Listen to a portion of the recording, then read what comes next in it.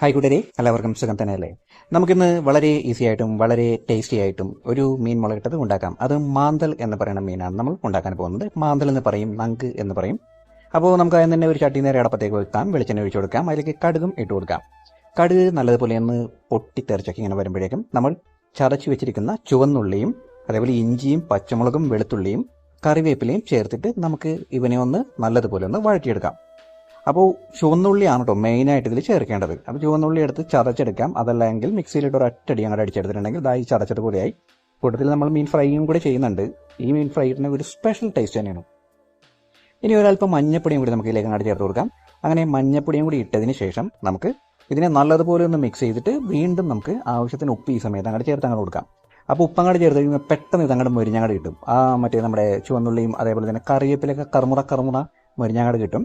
പക്ഷേ അതങ്ങനെ ഒരുപാടൊന്നും മൊരിയേണ്ട കാര്യമൊന്നുമില്ല. നമുക്ക് ഈ സമയത്ത് തന്നെ നമുക്ക് ആവശ്യത്തിന് മുളക് പൊടിയും ചേർത്ത് കൊടുക്കാം. അപ്പോൾ എരിവിന് ആവശ്യമായിട്ടുള്ള അത്രയും മുളക് പൊടി ചേർത്ത് കൊടുക്കുക. ഒരു 2 ടീസ്പൂൺ മുളക് പൊടി നമുക്ക് ചേർത്ത് കൊടുക്കാം.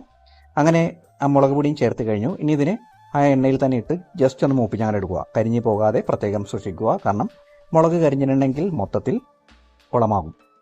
അപ്പോൾ അതേ നമ്മളുടെ കൂട്ടുകൾ തയ്യാറായിട്ടുണ്ട്. ഇനി കുടംപുളിയാണ്. അപ്പോൾ കുടംപുളിയും കുറച്ച് വെള്ളവും കൂടി നമ്മളങ്ങോട്ട് ഒഴിച്ചങ്ങോട്ട് കൊടുക്കുന്നുണ്ട്. ഇതങ്ങനെ ഒഴിച്ചു കൊടുത്തതിന് ശേഷം നല്ലതുപോലെ ഇളക്കിയിട്ട് പിന്നീട് നമുക്ക് മീൻ വേകാനായിട്ട് ആവശ്യമുള്ള വെള്ളവും കൂടി നമുക്ക് ഇതിലേക്ക് അങ്ങോട്ട് ഒഴിച്ചങ്ങോട്ട് കൊടുത്തിട്ട് ഇതിനെ നല്ലതുപോലെ ഒന്ന് തിളപ്പിച്ചെടുക്കാം. ശരിക്കും വെള്ളമൊക്കെ ഒന്ന് തിളച്ച് വെട്ടി തിളക്കുന്ന ഒരു പരുവമാകുമ്പോഴത്തേക്കാണ് നമ്മളിതിലേക്ക് മീൻ ചേർക്കേണ്ടത്. അപ്പോൾ ആ സമയത്ത് നമ്മളുടെ മീൻ ഫ്രൈ ഇവിടെ തയ്യാറായിക്കൊണ്ടിരിക്കുന്നുണ്ട്.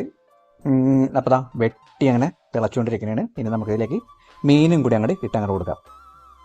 അങ്ങനെ മീൻ അങ്ങോട്ട് ഇട്ടങ്ങോട്ട് കൊടുത്തിട്ടുണ്ട്. ഇനി ഇതിനെ ശരിക്കും ആ ചാറിൽ അങ്ങോട്ട് മുക്കി അങ്ങോട്ട് ഇട്ടിട്ട് കുറച്ച് സമയം അടച്ചു വെച്ചിട്ടൊന്ന് വേവിച്ചെടുക്കാം. അപ്പോൾ ഏകദേശം ഈ ചാറൊക്കെ ഒന്ന് വറ്റി ഒന്ന് കുറുകി കിട്ടണം.